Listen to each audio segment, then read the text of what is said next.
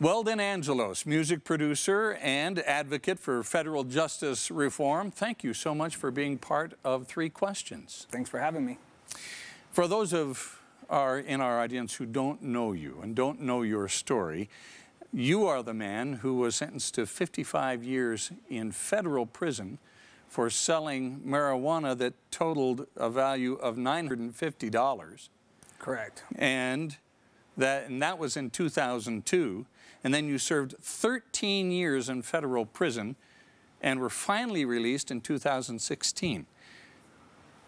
Your case was unsuccessfully appealed along the way several times. How did you finally get out of jail 2 years ago? Well, it took about 13 years to put enough public pressure on the person that prosecuted me to go back and take a look at my case and file a motion with the court, asking the court to, relook at the sentence and, re-sentence me to time served. It took a lot of support from like Senator Mike Lee. We had the Koch brothers and a lot of people, putting pressure on the White House, President Obama, to give me a commutation. That was unsuccessful as well. So my prosecutor approached us and said that he felt like I've served enough time and filed a motion with the court. I find it odd, and I'm sure a lot of people find it odd, that someone can be sentenced on a first-time offense for selling marijuana to the total worth of $950 and be sentenced to 55 years in prison. How did that happen, and why didn't somebody else go, hey, wait a minute, that isn't right? Yeah, well, I didn't think it could happen, and so I was as shocked as anyone. I didn't believe it even when I heard the sentence, and my judge actually was against the sentence. He was a federal judge for, I think, 2.5 years when he sentenced me, and this was the first time he had come across something this extreme, and it caused him to rethink his entire view of our federal sentencing guidelines. So he spoke out against the sentence, but his hands were tied. At the end of the day, he couldn't do anything about it but sentence me to the minimum, which was 55 years in 1 day.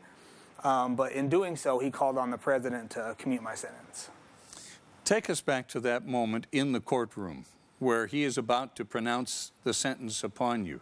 Did you have any idea what he was going to say? And when he finally said 55 years in a federal prison, what went through your heart and mind? Well, after conviction at trial on the 3 counts that mandated the 55 years, I knew it was a mandatory sentence, and I knew the judge had little recourse to do anything about it. He was sending some signals that he may find the sentence unconstitutional, and therefore, if he found the statute unconstitutional, he could give me whatever sentence he felt was appropriate. So there was some hope there, but at the end of the day, he felt he couldn't, and I figured that might happen. But when he actually said, I sentenced you to 55 years in federal prison, I went completely numb. Like, this is something I never thought could happen in America. You see people killing people, getting out in 10, 15 years, and for selling small amounts of marijuana, it was just an absolute shock to me and my family and everyone around me. Do you feel like you were set up at all by the informant? Oh, 100%. I think so. I mean, at the time I was young and I had a career in the music industry. I was working with Snoop Dogg and Tupac Shakur's recording group and, in the so-called gangster rap industry. And so I felt like that kind of put the crosshairs on me and it made me a target, I guess, so to speak. So. But you feel like the informant just totally took advantage of you? Were you normally? He was facing a long time. He was a repeat offender, a violent offender. The informant? Yes, and he just got out of prison, and he reoffended, and he was a dangerous, violent felon. He got in trouble again, and he needed someone else to get off his charges. And at the time, I had just signed a record deal, and I released an album with Snoop Dogg. But at the time, I wasn't getting checks yet, so I still needed money to pay my bills, so I was selling small quantities of marijuana. And I only sold it to him 3 times, and after that I refused to deal with him any further. Did you know that he was working with federal authorities at the time that you were selling the marijuana to him? I had no idea. Where is he now? I'm not sure. I know they relocated him, but he did get immunity. He wasn't charged. He didn't even get a conviction, probation, anything. He got off scot-free. Since your sentencing, you've had a lot of very influential people line up behind you. I mean, including the judge who sentenced you, the prosecutor, I mean, Snoop Dogg, and a bunch of other folks whose names we've heard line up behind you. That must have been surreal for you to have that kind of support, especially from the judge and the prosecutor. Yeah, it's the only thing that gave us hope and kept me and my family, you know, got us through this. Without my judge speaking out like he did, I probably wouldn't have survived. It was just so much pressure that I couldn't handle it. But having my judge supporting us, and then having these, you know, people like Snoop Dogg and the Koch brothers, Senator Mike Lee, and all these other celebrities come to bat for me has really helped me get through this and gave me hope that, you know, one day I would be out. I remember the day that you were sentenced, and I remember reading it on the news. And I thought, well, somebody's going to have this sentence overturned on appeal, or somebody's going to come to this man's rescue and they're going to get him out. But for 13 years, that did not happen. How did you avoid becoming bitter while you were in prison? It was tough. It was really tough not to be bitter, but I think it was just the level of support from my judge and the folks who were supporting me through the whole time kept my spirits up, and I didn't want to turn two tragedies out of one and be bitter. So when I went to prison, I just bettered myself, and I just fought hard to get out. What is the cautionary tale that comes from your story? The cautionary tale. I would say, for one, you know, don't do stupid things. But you know, I made a mistake, and I was just young. You know, people, when you're young, growing up, you know, I came from a broken home. You know, we grew up poor. You know, so I don't know, this could happen to anyone. I mean, we didn't think it could happen to me. This could happen to anyone. The federal system is completely out of whack. It can happen to anyone, any place, any race, at any time. Now, your case was appealed several times. Why weren't those appeals successful? The law's clear that Congress has the authority to enact harsh mandatory sentences. The Supreme Court has consistently upheld these long laws. So like my judge says when he sentenced me, and like what Senator Mike Lee's trying to do now, and what he's repeatedly said is only Congress can fix this problem. So the appellate courts looked at this sentence and said, while this sentence is longer than, you know, the sentence given to terrorists and rapists and murderers, it's still constitutional. It doesn't fall under the category of cruel and unusual? It should, and it does to me and to most scholars, but the Supreme Court has yet to say that it's unconstitutional. So if the Supreme Court has yet to rule that the law that sent you to prison for a sentenced 55 years, you served 13 of it, if that has not been declared unconstitutional, how did you get out? Well, I got out thanks to a change of heart of my prosecutor. Basically, President Obama, when he took office, he changed certain policies within the DOJ, the Department of Justice, on how they charged offenders, and the way our marijuana laws are treated are differently when I was sentenced. So my prosecutor took that into account, that today, or in 2016, had I been charged, I wouldn't have been charged as harshly as I was back then, and I would have likely been out. So what did he do to make it so that you could be released? What did the prosecutor? He filed a motion to the court asking for an immediate release.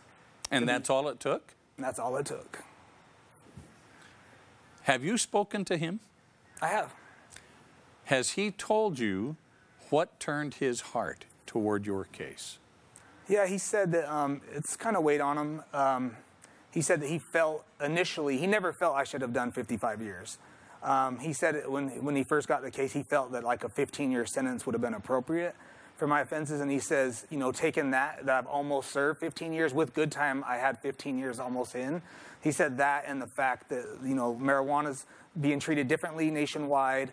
The Department of Justice has changed their charging policy to avoid sentences like mine. He said all those factors weighed on him to cause him to do this. How many other cases are there out there like yours? There's a lot. There's more than one would expect. There's cases that are more compelling than mine. When I was leaving prison, I was there with some people who had cases who were way more compelling than mine. One thing I did when I was leaving, I promised them that I'm going to do whatever I can. I'm going to use the support and all the influencers that I'm working with and I have helping me to change this system. And that's what we've been doing, and we're really close.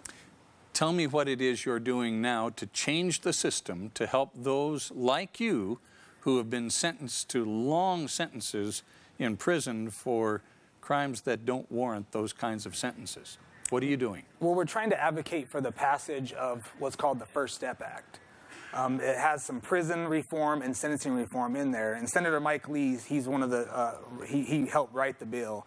And it would actually fix the statute that I was sentenced under, and would, instead of a 55-year, the most I could have gotten was 15 years. So we're advocating for that, and the way we're doing that is trying to get public support for the bill. I've been working on a documentary that was recently picked up by Mark Wahlberg's production company, Unrealistic Ideas. It's a feature documentary, and in it we have Snoop Dogg in there, we have the Koch brothers. You know, it's unlikely allies. We got Senator Mike Lee, Senator Cory Booker. So we have all these people on the right, all these people on the left showing why it makes sense to pass this legislation. When is this documentary going to be released? Late 2019. Starring? Starring me. Starring you. Yeah, I'm the subject, but we have a lot of other people in it. And I'm actually also the co-producer. You've been free for the last, what, 2.5 years or so? Mm-hmm. What have you been doing with your life? I've been working and just trying to catch up on family time, you know, doing the things I missed out on when I was in prison.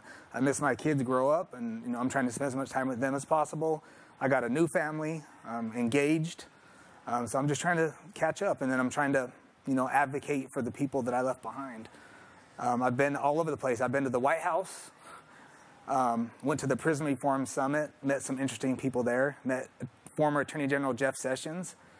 Awkward encounter, but, you know, amicable nonetheless. Really? Yeah. And what did he say to you?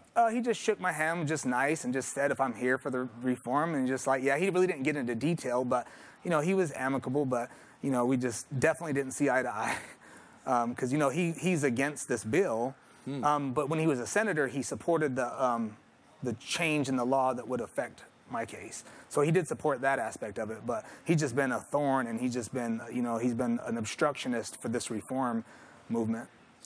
Medical marijuana, now legal in Utah and many other states. Legalized recreational marijuana now in 8 states. How do you feel about that being the case now, considering the fact that you were sent to prison for what was supposed to be 55 years for doing something that is now legal in 8 states? Yeah, it was crazy. I was sitting there watching all these ballot initiatives pass, marijuana becoming legal in all these different states, and it just, I could not understand why I was still sitting in prison when it's going legal all across the country, and the Department of Justice is allowing these people to become millionaires, and now they're called entrepreneurs. I was called a criminal, now people are called entrepreneurs that do it, so. And you're not bitter because of that? No, I'm not bitter. I got a second chance, and I'm going to make good use of it. What have you learned about yourself through the arrest, the conviction, the appeals, unsuccessful though they were, and then finally your release? What has that taught you about Weldon Angelos? That I'm a really patient person. I was the most impatient person in the world before all this, but it really taught me, you know, patience. And it's just been a crazy, you know, ride. It was just, I don't know, I just learned a lot about myself and just about my family. And did you come to any resolutions about things you'd like to change about yourself, or the direction you'd like to go now? Yeah, I mean, I would like people to learn from my experience, not only to change the system needs to be reformed, but I also like to change people from making the mistake in the first place. So I'd like people to learn from my mistake. Look, I lost my whole entire career. I had a blooming music career, you know, and I'm from Utah. Who in Utah makes it in the rap game? You know what I mean? So, you know, I was working with all these big names, and I was about to be really successful, and I lost all that because of my mistakes, because I had bad judgment. So I'd like people to learn from my story, and that's another aspect of why I'm doing this. All right. I want to stop the next Weldon Angelos that has something good going for him to make these mistakes. And we need to change the law as well, so it's both. Well, I wish you the very best on that. Weldon Angelos, music producer, advocate for federal justice reform, thank you so much for being part of 3 Questions. Thank you. Thank you for having me.